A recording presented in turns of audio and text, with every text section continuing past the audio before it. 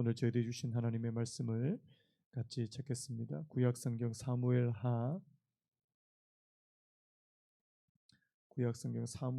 2장 1절에서 11절까지 말씀을 우리 한 절씩 교독하겠습니다. 사무엘하 2장 1절에서 11절까지 말씀 우리 한 절씩 교독하겠습니다. 제가 먼저 읽겠습니다. 그 후에 다윗이 여호와께 여쭈어 아뢰되 내가 유다 한 성읍으로 올라가리이까? 여호와께서 이르시되 올라가라. 다윗이 아뢰되 어디로 가리이까? 이르시되 헤브론으로 갈지니라. 다윗이 그의 두 아내 이스라엘의 여인 아히노함과 갈멜 사람 나발의 아내였던 아비가일을 데리고 그리로 올라갈 때에 또 자기와 함께한 추종자들과 그들의 가족들을 다윗이 다 데리고 올라가서 헤브론 각 성읍에 살게 하니라.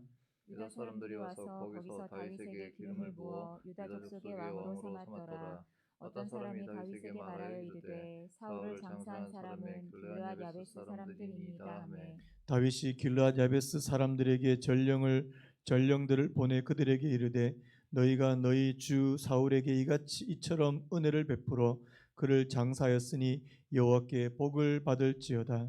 너희가 이 일을 하였으니 이제 여호와께서 은혜와 진리로 너희에게 베푸시기를 원하고 나도 이 선한 일을 너희에게 갚으리니 이제 너희는 손을 강하게 하고 담대히 할지어다. 너희 주 사울이 죽었고 또 유다 족속이 내게 기름을 부어 그들의 왕으로 삼았음이니라 하니라. 사울의 군사령관 넬의 아들 아브넬이 이미 사울의 아들 이스보셋을 데리고 마하나임으로 건너가 길르앗과 아술과 이스라엘과 에브라임과 베냐민과 온 이스라엘의 왕으로 삼았더라. 사울의 아들 이스보셋이 이스라엘 왕이 될 때에 나이가 40세이며 2해 동안 왕위에 있으니라. 유다 족속은 다윗을 따르니 같이 읽겠습니다. 다윗이 헤브론에서 유다 족속의 왕이 된 날수는 7년 6개월이더라. 아멘. 오늘 말씀의 제목을 한번 따라해 보시겠습니까? 누가 진정한 왕인가? 누가 진정한 왕인가? 한번 더요. 누가 진정한 왕인가? 누가 진정한 왕인가? 요즘에 많이 쓰는 단어 가운데 이 진정성이라는 그런 말을 참 많이 씁니다. 이 진정성, 이게 가식이나 위선의 반대말이다 이렇게 말씀드릴 수 있는데요. 요즘에 보니까 우리가 좋아하는 그런 연예인들이나 운동선수들이 과거에 학창 시절 때 이 학교 폭력의 그런 주범이라고 하는 그런 폭로가 이어지면서 이제 지금 많은 연예인들이나 이런 스포츠 스타들이 이제 곤욕을 치르고 있는 그런 모습을 보거든요. 여러분, 그 연예인들이 가지고 있는 그 좋은 이미지, 겉으로 보이기에는 굉장히 선량하고 착하고 사람들에게 참 잘할 것 같은 그런 이미지였는데 그 이면은 그것과 달랐다는 거죠. 물론 이제 그 중에는 이제 진실인 것과 진실이 아닌 것이 이제 다 있겠지만 저는 그거를 보면서 이제 무슨 생각이 드냐니까 사람들은 참 이 위선이나 가식을 참 싫어한다 이런 생각이 듭니다. 여러분, 우리가 다른 사람들에게 보여지는 그 이미지와 그 사람의 실체가 너무나도 달라지는 것이 이렇게 드러나게 되면 사람들이 이제 많이 실망하게 되는 그런 모습을 볼 수 있죠. 여러분 혹시 리플리 증후군이라고 혹시 들어보셨습니까? 이게 뭐냐니까 자신이 지금 살고 있는 이 현실을 완전히 부정하고 자기가 상상하는 이 허구가 이게 진실이라고 믿어버리는. 그래서 이제 어떤 현상이 벌어지냐니까 하는 말은 다 거짓말이에요. 나 우리 집에 막 금두껍이 12개 있다. 근데 본인은 그걸 진짜로 믿는다는 겁니다. 그런데 이 거짓말이에요. 거짓말 그리고 거짓된 행동 이런 것들이 이제 리플리 증후군이라 그러는데요. 여러분 이게 아주 오래된 일이지만 2007년도에 굉장히 좀 떠들썩했던 사건이 하나 있습니다. 여러분 신정아 사건이라고 혹시 아십니까? 되게 아름답게 이렇게 앳되게 그렇게 보인 이 젊은 이 여성이 예일대를 나왔다. 그리고 이제 또 서울에 있는 모 사립대에 이제 교수가 되었다 그러고 이제 광주 비엔날레 이제 총감독으로 그렇게 선임되는 그런 이제 일이 일어난 많은 사람들이 이제 그 여성을 이제 주목하게 됐는데요. 나중에 알고 보니까 예일대 박사 학위가 이게 가짜인 거예요, 가짜. 그리고 또 이제 2015년도에 또 어떤 일이 있었냐니까 이게 한국계 이제 여고생인데요. 미국 고등학교에 재학 중이었던 이 여자 고등학교 여고생이 스탠포드 대학과 하버드 대학에 동시에 합격했다. 자기가 실제로 그렇게 이야기한 겁니다. 내가 두 학교에 동시에 합격했는데 이 학교에서 각각 2년씩 그렇게 공부하면 이 학교 두 학교 다 졸업장을 주기로 했다. 나중에 거짓말인 게 이게 들통난 겁니다. 근데 이 심각한 게 뭐냐니까 이 리플리 증후군을 가지고 있는 사람들은요, 자기가 하는 말이 진짜라고 자기가 스스로 믿는다는 사실입니다. 여러분 이게 뭘 말하는 거예요? 자기 자신까지도 이제 속여버리는, 이게 다른 사람들 앞에서 이제 가면을 쓰고 자신을 포장하기 시작했는데 어느 순간부터는요, 자기가 쓰고 있는 이 가면이 진짜인지 가면을 벗은 얼굴이 진짜인지 그걸 이제 혼동해 버리는 그런 모습을 보이더라는 사실입니다. 여러분, 예수님 당시에도 이 겉과 속이 다른 이런 위선자들이 참 많이 있었지 않습니까? 그 중에 대표적인 사람이 누구예요? 뭐 예수님의 책망을 가장 많이 받았던 이 바리새인들 그리고 서기관들 이런 사람들인데요. 제가 마태복음 23장 27절을 한번 읽어 드리려고 합니다. 오늘 제가 자막을 준비 못했는데 됩니까? 네. 마태복음 23장 27절에 보니까 화 있을진저 외식하는 서기관들과 바리새인들이여 회칠한 무덤 같으니 겉으로는 아름답게 보이나 그 안에는 죽은 사람의 뼈와 모든 더러운 것이 가득하도다. 여러분, 회칠한 무덤이라는 것은 그 당시 풍습인 거 아시죠? 그 당시 팔레스타인 지방에서는 이 동굴이나 혹은 그냥 평평한 평지를 이제 무덤으로 그렇게 삼았거든요.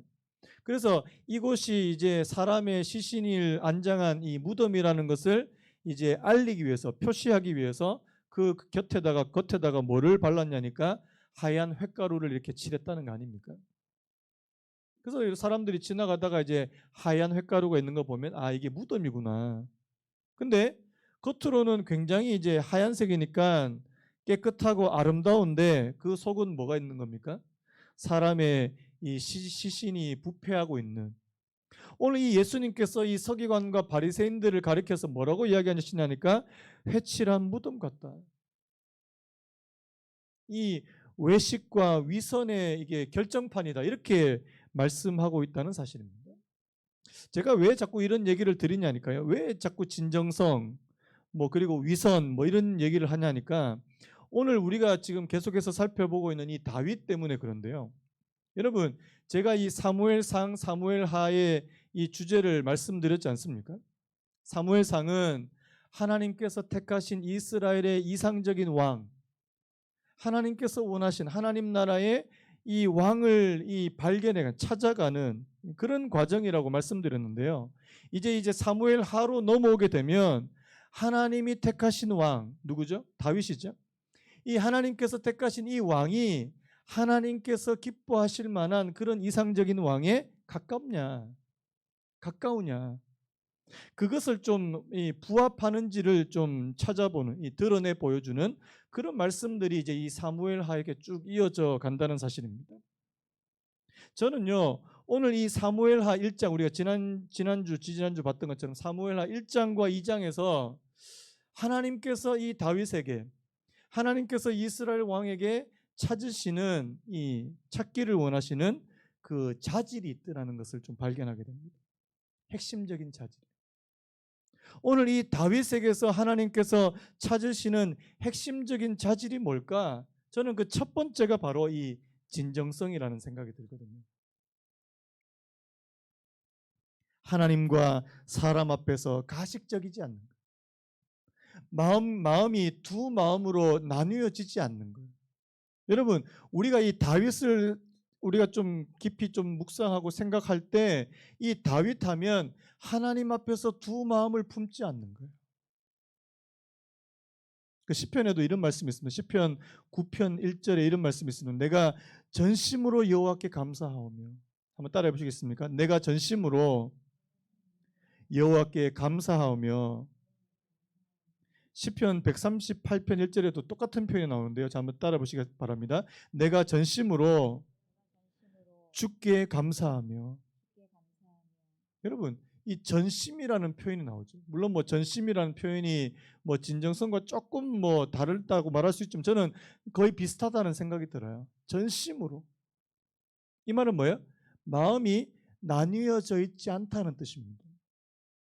또 다른 말로 하면 하나님 앞에서 진정성을 가지고 그렇게 하나님 앞에 나아간다는 뜻입니다. 여러분, 다윗이 하나님 앞에서만 그렇게 한 게 아니고요. 사람에게도 그렇게 했다는 사실입니다. 우리가 지난주에 우리 1장 말씀 살펴봤지 않습니까? 다윗이 자신을 그렇게 미워하고 죽이려고 했던 이 사울이 죽었을 때 어떻게 합니까? 진심으로 마음을 다해서 이 사울의 죽음을 애통해하며 슬퍼하는 그런 모습을 보지 않았습니까? 심지어는 이 사울과 요나단의 죽음을 애도하기 위해서 이 슬픔의 노래, 비가를 지어서 또 사람들에게 부르게 하는 그런 모습들이야. 그래서 사람들이 끊임없이 다윗의 의도를 의심했죠. 뭐라고 의심했을까요? 겉으로는 저렇게 이제 슬퍼하는 척 하는데 속으로는 기뻐할 거야. 쓱 웃으면서. 장례식에서 그런 거 있잖아요. 아이고, 그러면서 막 하는데 뒤로 돌아져서 이제 화장실에서 막 웃는 그런 분은 안 계실 것 같은데. 네. 다윗이 그런 거 아니냐 지금. 이 악어의 눈물 아니냐, 악어의 눈물.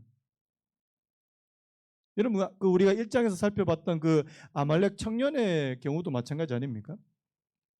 아말렉 청년이 다윗에게 와서 사울의 죽음을 구할 때 뭘 기대했겠어요? 다윗이 뭐 겉으로는 좀 슬퍼할지 모르겠지만 속으로는 좋아할 거다. 사울의 죽음을 기뻐할 거고 자신에게 보상할 거다. 뭐 이렇게 생각한 거 아닙니까? 여러분, 다윗은 그런 사람이 아니죠.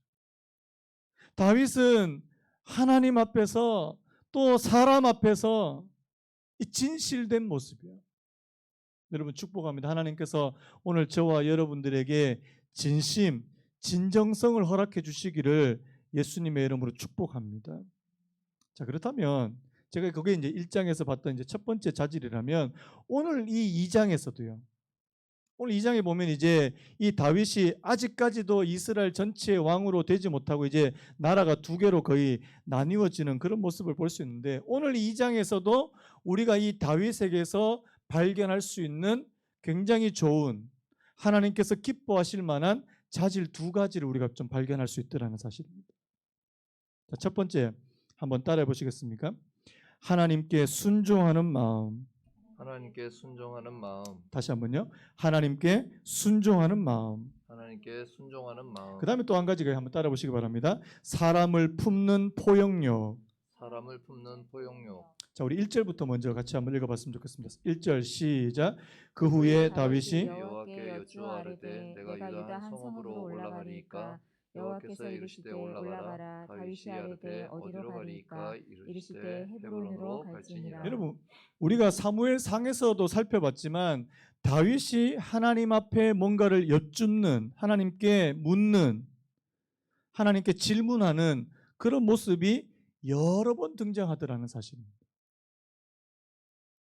구체적으로 보면 사무엘상 23장부터 이제 그런 모습이 나오는데요. 여러분, 다윗이 처음부터 하나님의 뜻을 묻고 자기가 움직일 때마다 하나님의 뜻을 묻고 하나님의 인도하심을 구하는 그런 사람은 사실 아니었거든요. 그런데 그 22장에 보면 어떤 일이 벌어지냐니까 이 다윗이 이제 블레셋으로 망명했는데 자기 딴에는 블레셋으로 망명하면 거기서 좀 안전하게 좀 거할 수 있을 거라고 생각했는데 어떻습니까? 블레셋 사람들이 다윗을 다 싫어해요. 그리고 다윗을 위험한 인물이라고 그렇게 생각합니다. 여러분 아시죠? 막 이렇게 침을 흘리면서.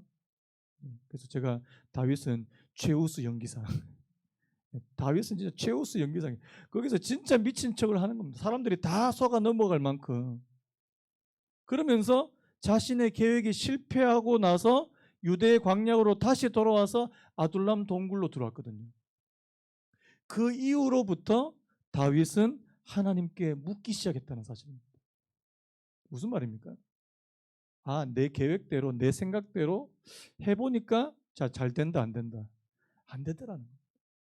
여러분, 이 하나님께 묻는, 하나님의 뜻을 묻는 이 영성은 어디서 그가 이 개발했냐니까 바로 그가 실패 가운데서요. 실패 가운데서.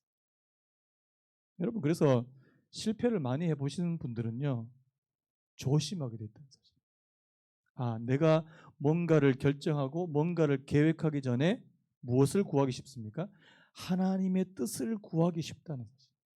자, 이때까지 실패 한 번도 안 해서 본 사람은 자기가 이때까지 계획한 거 착착착 잘 된 사람 하나님께 잘 안 묻습니다. 왜? 물을 필요가 없죠. 왜? 내가 결정하는 대로 하면 되니까.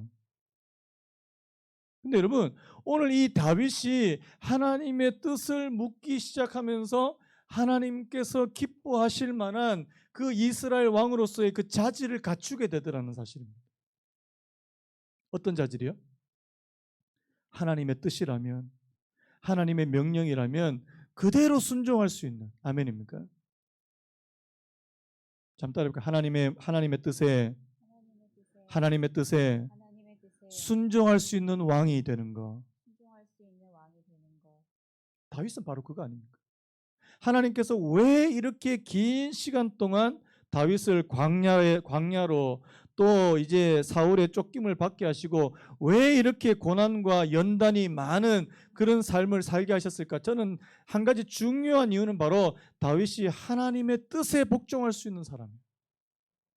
하나님의 뜻에 순종할 수 있는 사람. 아직까지 이 하나님의 앞에 하나님의 뜻을 구하는 게 이게 좀 약하다 생각되면 내가 아직 고생을 좀 덜 했구나. 내가 아직 고생을 좀 덜 해서 그렇고 이렇게 생각해도 별로 틀리지 않는 것 같아요. 근데 여러분, 근데 지혜로운 사람은 어떤 사람입니까? 내 계획과 내 뜻보다 하나님이 더 지혜로운 분이시다. 믿으십니까? 내 지혜보다 내 명철보다 하나님의 지혜와 명철이 훨씬 더 뛰어나시다. 이 사실을 인정할 수 있는 사람이에요. 인정할 수 있는. 그래서 여러분, 오늘 이 이스라엘의 왕으로서 이 다윗이 가지고 있는, 다윗이 개발하는 중요한 이 자질 가운데 하나가 바로 하나님의 뜻을 묻고 거기에 순종하는 그런 왕이 되었다는 사실입니다. 자, 그래서요, 오늘 말씀 보니까 내가 유다 한 성읍으로 올라가리까? 사실 지금 사울이 죽었기 때문에 이 다윗은 더 이상 블레셋에 머무를 이유가 없는 거죠. 그럼에도 불구하고 하나님 앞에 묻습니다. 하나님, 내가 유다 한 성읍으로 올라가리까? 하나님의 대답, 예스, 올라가라. 하나님, 어느 성읍으로 올라가야 합니까? 헤브론으로 가라. 여러분, 이 헤브론은 굉장히 의미심장한 곳 아닙니까? 아브라함이 그곳에다가 나중에 이제 무덤을 사게 되고, 이스라엘 지파의 아주 유명한 사람 아브라함, 이삭, 야곱 할 것 없이 이 이스라엘의 그 믿음의 조상들이 다 거쳐갔던 곳이 바로 이 헤브론이거든요. 이 헤브론에서부터 하나님의 나라, 하나님께서 다윗과 함께 시작하실 그 나라를 시작하기를 원하시더라는 사실입니다. 이 헤브론이 헤브론. 그래서 오늘 이 다윗은요, 두말할 거 없이 하나님께서 헤브론으로 가라 하시니까요. 여러분, 오늘도 이렇게 하나님께서 구체적으로 저와 여러분들을 인도해 주시면 얼마나 좋겠습니까? 하나님께서 저희들에게 또 마음의 감동을 주실 때도 있고요. 성령의 감동하심을 주실 때가 있고요. 여러분, 그래서 하나님의 인도하심을 받는 거 저는 축복이라고 믿습니다. 축복입니다. 축복. 그래서 올라가요. 헤브론에 가서 이제 자기의 추종자들과 그 가족들을 다 데리고 가서 이 헤브론 각 성읍에서 이제 살게 하고요. 그리고요, 어떤 일이 벌어집니까? 4절에 유다 사람들이 와서 거기서 다윗에게 기름을 부어 유다 족속의 왕으로 삼습니다. 자, 아직까지 다윗은 이스라엘 전체의 왕이 아니에요. 하지만 자신이 유다 출신이니까요, 유다 사람들, 이 유다 족속들이 와서 이 다윗을 유다 족속의 왕으로 먼저 삼습니다. 여기서부터 시작해요. 자, 그래서 첫 번째 자질이 이 하나님께 순종하는 마음이라면, 자, 두 번째 자질이 뭐라고요? 사람을 품는 포용력이라고 말씀했잖아요. 제가 자, 우리 5절 말씀 우리 같이 한번 읽어볼까요? 5절 시작. 다윗이 길르앗 야베스 사람들에게 전령들을 보내 그들에게 이르되 너희가 너희 주 사울에게 이처럼 은혜를 베풀어 그를 장사하였으니 여호와께 복을 받을지어다. 자, 지금 어떤 상황입니까? 자, 지금 이 유다 족속이 이 다윗을 왕으로 삼고 그렇게 헤브론에 있었는데, 자, 어떤 사람이 다윗에게 뭐라고 얘기합니까? 사울을 장사한 사람이 길르앗 야베스 사람들입니다. 자, 이 사무엘상 맨 마지막에 31장에서 사울이 길보아 전투에서 이제 전사하게 되고, 자, 이 블레셋 사람들이 이 사울의 목을 베갔잖아요. 그런데 그 나머지 시신을 누가 수습한 겁니까? 길르앗 야베스 사람. 길르앗 야베스는 사울과 굉장히 가깝다고 제가 말씀드렸죠. 예전에 길르앗 야베스 사람들이 이 암몬 족속에게 고난을 받게 될 때, 침략을 받게 될 때 사울이 가서 그들을 건져줬거든요. 그래서 사실 길르앗 야베스 사람은, 자, 다윗과 가깝겠습니까? 사울 쪽과 가깝겠습니까? 사울 쪽과 굉장히 가까운 사람들이에요. 자, 그런데 오늘 이 다윗이 길르앗 야베스 사람들에게 하는 이야기를 한번 잘 들어보십시오. 너희가 너희 주 사울에게 이처럼 은혜를 베풀어 그를 장사했으니 여호와께 복을 받을지어다. 자, 사실 속으로요. 자, 인간적으로 볼 때는요. 자, 다윗은요, 지금 자기에게 잘해준 사람이 아니라 자기를 미워했던 사울에게 잘해줬던, 사울에게 은혜를 베풀었던 이 길르앗 야베스 사람들에게 뭐라고 이야기하는 겁니까? 여호와께 복을 받을지어다.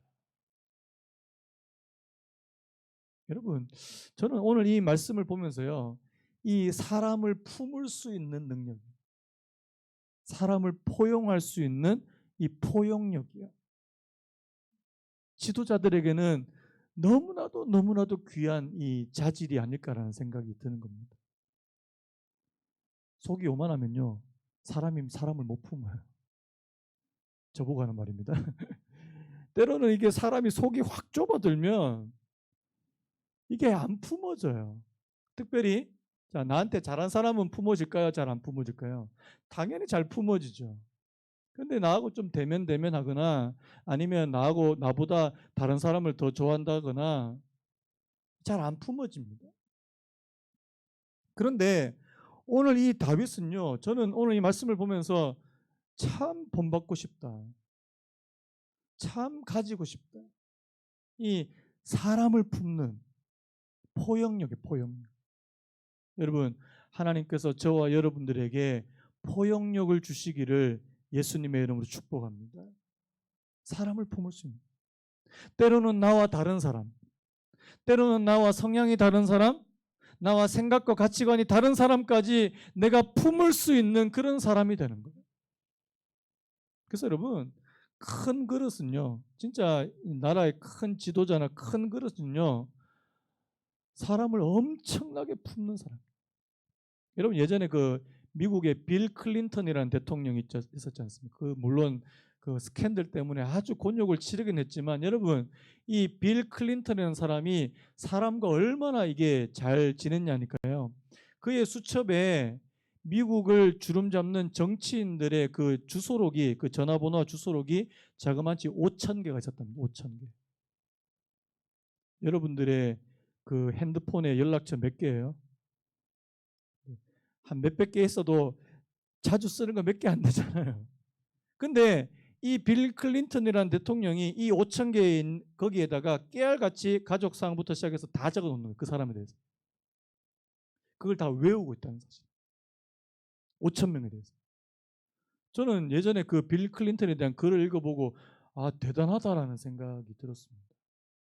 물론 뭐 나중에 그 여비서하고 스캔들 때문에 아주 뭐 이렇게 별로 이미지가 안 좋았지만요. 뭐 그거 빼놓고는 이 사람들을 대하고 사람들을 포용하는 그 정치인들이라면요, 이 정치 지도자들이라면 사람을 품는 능력이 대단하다는 생각이 들었습니다. 여러분, 오늘 그거는 정치 지도자들에게만 필요한 게 아니죠. 오늘 저와 여러분들이, 그리고 또 함께 교회 안에서 공동체를 이루고 살아가기를 원하는 우리 그리스도인들에게 이 포용력은 너무나도 중요한 자질이라는 생각이 듭니다. 나하고 조금만 안 맞으면 막 말도 안 하고 막 팍거리고 이제 그러면 진짜 힘들거든요. 여러분, 그래서 오늘 이 다윗이 사람을 품는 모습을 한번 보십시오. 자, 6절도 보면요, 너희가 이 일을 하였으니 이제 여호와께서 은혜와 진리로 너희에게 베푸시기를 원하고 나도 이 선한 일을 너희에게 갚으리니. 자, 지금 이 사울의 시신을 수습한 것에 대해서 오늘 다윗은 뭐라고 평가합니까? 선한 일이다. 선한 일이다. 비록 다윗을 미워하고 다윗을 죽이려고 했던, 어떻게 보면 다윗의 원수라고 그렇게 말할 수 있지만, 오늘 이 사울의 시체를 수습한 그 행위에 대해서 다윗은요, 선한 것이라고, 선한 일이라고 그렇게 평가하더라는 사실. 여기에 뭐가 없습니까? 다윗의 어떤 개인적인 감정, 다윗의 어떤 개인적인 부정적인 감정이 들어가 있지 않더라는 사실. 여러분, 우리가 때로는 사람들 대할 때 어떤 섭섭한 마음이 있을 수 있죠. 왜 없겠습니까? 섭섭한 마음이 들고 서운한 마음이 들지만, 여러분, 이런 일 앞에서는 그런 개인적인 감정을 좀 내려놓고 대의를 따라서 그렇게 일을 처리할 수 있는 그런 아량이요, 그런 도량이에요. 오늘 다윗에게 그런 도량이 있었다는 사실입니다. 이 두 가지예요. 그래서 제가 오늘 이 설교 제목을 누가 진정한 왕인가 이렇게 잡았는데, 여러분, 오늘 이 다윗에 대한 이 두 가지 자질 있죠. 하나님께 순종하고자 하는 그런 마음과 이 포용력과 반대해서요. 자, 여러분, 오늘 여기 나오는 또 한 사람의 왕이 있잖아요. 8절부터 나오는 누굽니까? 이스보셋이라고 하는 이 왕이 또 한 사람 나옵니다. 여러분, 지금 이스라엘 땅에 지금 왕이 몇 명입니까? 두 명인 거예요, 지금. 여러분 아시다시피 이 사울의 유일한 이렇게 살아남아 있는 생존한 그런 아들이었던 것 같아요. 이스보셋이야. 이스보셋이 이스라엘의 왕으로 그렇게 추대를 받는데, 자, 오늘 8절 말씀을 우리 다시 한번 읽어봤으면 좋겠는데, 8절 같이 읽겠습니다. 시작. 사울의 군사령관 넬의 아들 아브넬이 이미 사울의 아들 이스보셋을 데리고 마하나임으로 건너가. 자, 지금 이 이스보셋을 왕으로 추대하는데 누가 주도적인 역할을 해요? 군사령관 넬의 아들 아브넬이라고 하는 이 사람이 주도합니다. 자, 지금 뭘까요? 여러분 한번 보세요. 지금 하나님께서는, 자, 우리가 이 이스라엘이라고 하는 나라를 우리가 영적으로 볼 때, 신앙적으로 볼 때는 하나님께서는 지금 누구를 이스라엘의 다음 왕으로 선택하신 겁니까? 다윗이에요. 그런데 인간적으로는 그렇지 않다는 거죠. 겉으로 보기에는 지금 사울 왕이 죽었으니까 사울 왕의 다음으로 왕이 될 사람은 누구라고 생각하는 거예요? 사울의 아들이라고 생각하는 거예요. 지금 이 아브넬이라고 하는 이 사람이 이스보셋을 데리고 왕을 삼습니다. 나중에 보면 아시겠지만 아브넬 자기가 실권을 다 갖고 있어요. 이스보셋은 아무런 실권이 없습니다. 그냥 허수아비 왕이에요. 나중에 보시면 이 이스보셋은요, 이 다윗이 가지고 있는 이런 자질들을 보이지 못한다는 사실. 뭐 우리가 다음 주에 우리 2장 말씀 그 뒷부분 말씀을 좀 살펴보겠지만, 이 아브넬 같은 사람도요, 또 이스보셋 같은 사람도 정말 하나님과 관련된, 하나님께서 기뻐하실 만한 그런 자질들을 보이지는 못하더라는 사실.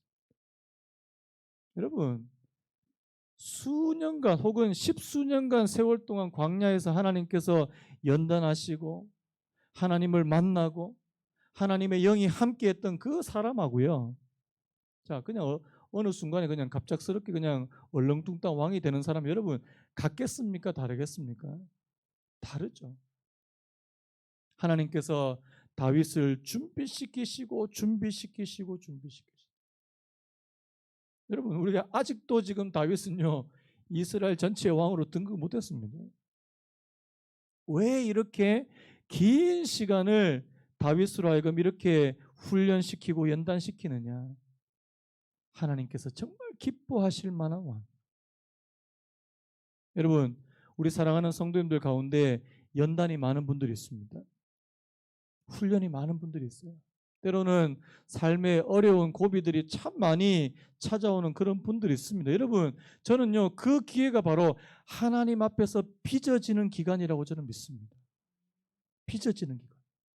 하나님께서 다윗을 다윗되게 만드셨던 것처럼요. 하나님께서 오늘 저와 여러분들도 하나님께서 기뻐하실 만한 왕, 하나님께서 기뻐하실 만한 그런 자녀로 만드시는 과정이라고 그렇게 생각하셨으면 좋겠습니다. 어떤 분은요, 하나님 나도 믿고 옆에 김 집사도 예수 믿는데 왜 나한테만 어려움을 자꾸만 주시냐고.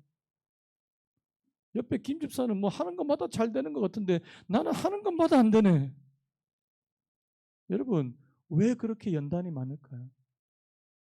하나님께서 또 빚으시고 또 빚으시고, 하나님께서 기뻐 받으실 만한, 또 그리고 하나님의 기쁨이 될 만한 그런 사람으로 만드시는 과정이 아닐까라는 생각이 드는 거예요.